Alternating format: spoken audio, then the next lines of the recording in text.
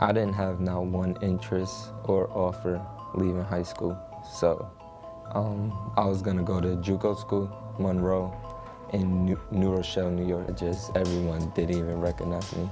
It was like, where'd this come from? Hoop World, meet Obi Toppin, the 6'9" beast from Brooklyn, New York. And for those that don't watch college basketball, he's leading Dayton, a mid-major program, to a possible #1 seed in this upcoming NCAA tournament. And for those who haven't seen him play, just know that this dude is pretty skilled. From hook shots to off-ball cuts, Toppin has been showcasing his offensive skill levels week in and week out. But one thing that stands out when you watch him play is his crazy athletic ability. This year, Toppin sees a save!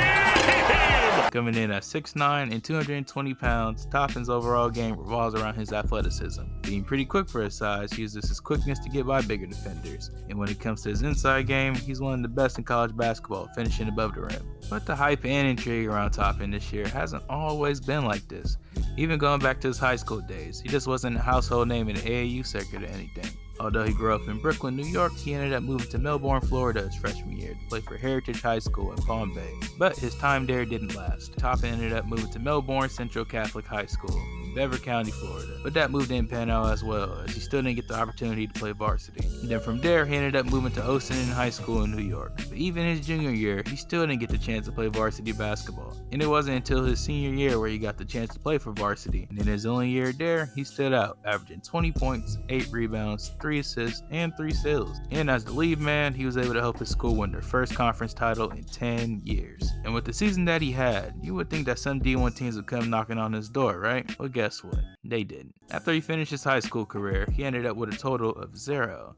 Yes, 0 D1 offers. And with this happening, it ultimately puts Toppin to transfer to Mount Zion Preparatory School in Baltimore, Maryland. And while he was there, something life-changing happened to him. He grew 4 inches, officially making him 6'9". So he basically went from a typical 6'5" guard to a 6'9" big with guard-like skills. Now that's very scary. And with his new growth spurt in effect, Toppin made use of it at Zion Prep, averaging 17 points, 8 rebounds, and 4 assists. Then later on, his performances started getting the attention of Division I schools, racking up 8 offers while at Zion Prep. And these teams were the likes of Texas A&M, Georgia, Minnesota, and other Power 5 schools. And of those 8 teams, Toppin committed to play basketball at Dayton University, a mid-major basketball program. Now, he could have went to a Power 5 school that I mentioned, but he ended up taking the challenge of playing for a mid-major program, which is something you gotta give him props for. As Toppin started his career at Dayton, he got into a little trouble. In his freshman year, Toppin was ruled academically ineligible to play, leading him to redshirt his true freshman season. But when his redshirt freshman year came around, Toppin was locked in and ready,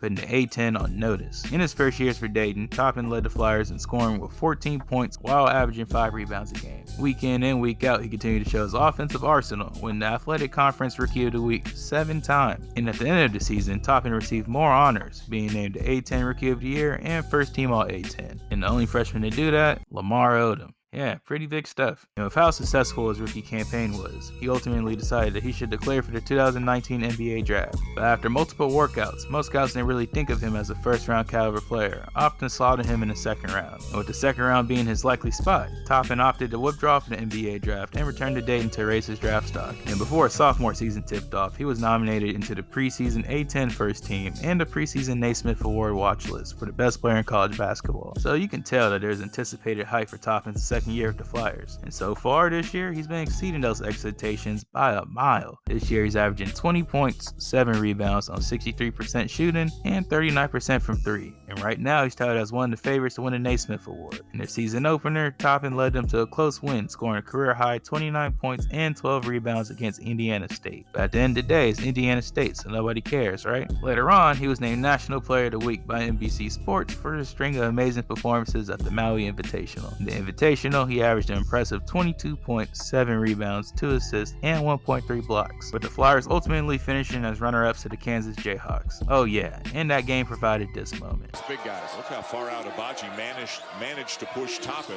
who's thinking about driving him, instead a step back 3. Boy, you tip your cap about driving him, instead a step back 3. Boy, you tip your cap.